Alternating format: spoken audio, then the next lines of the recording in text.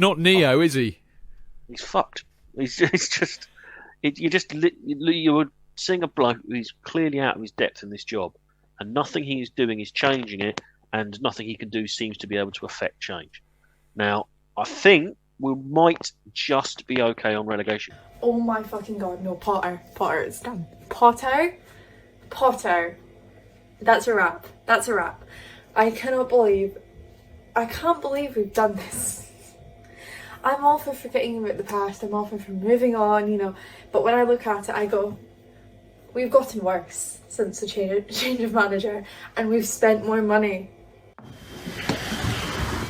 Now, Graham, confidence. You've lost 1-0 at home to the bottom club in the division. Everyone hates you. All these journalists think you're a wanker. But remember, you've got the support of the board to the end of the season, despite looking clueless. Now, head up, confidence. No cliches. You can do it. And no smiling. We lost. No, don't smile. You look as if you just pooped. It was a below-par performance in the first half. If we didn't score in the second, come on, let's dull. Tobes, they didn't have a manager. Tobes. They didn't have a manager, Matisse.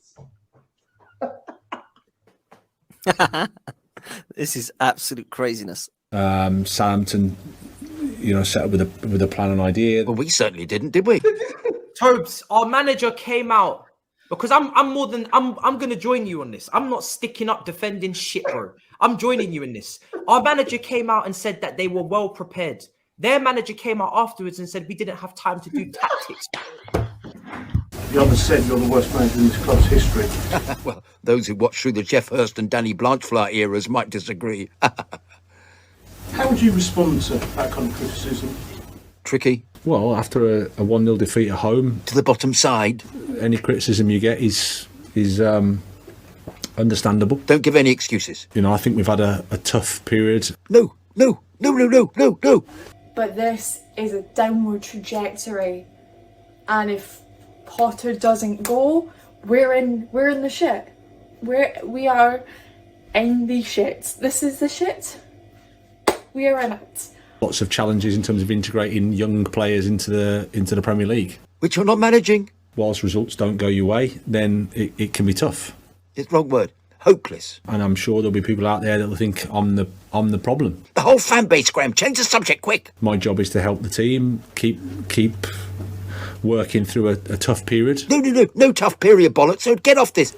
Call all Chelsea fans all far out and wide for this Chelsea discussion, because I think Chelsea are in a crisis and I think this is needed. And even when I sent out the bad signal, guys were saying that, have hope, thank you for doing this, because I actually need to get the stuff out. Because I want this to really be an in-depth discussion about what went wrong.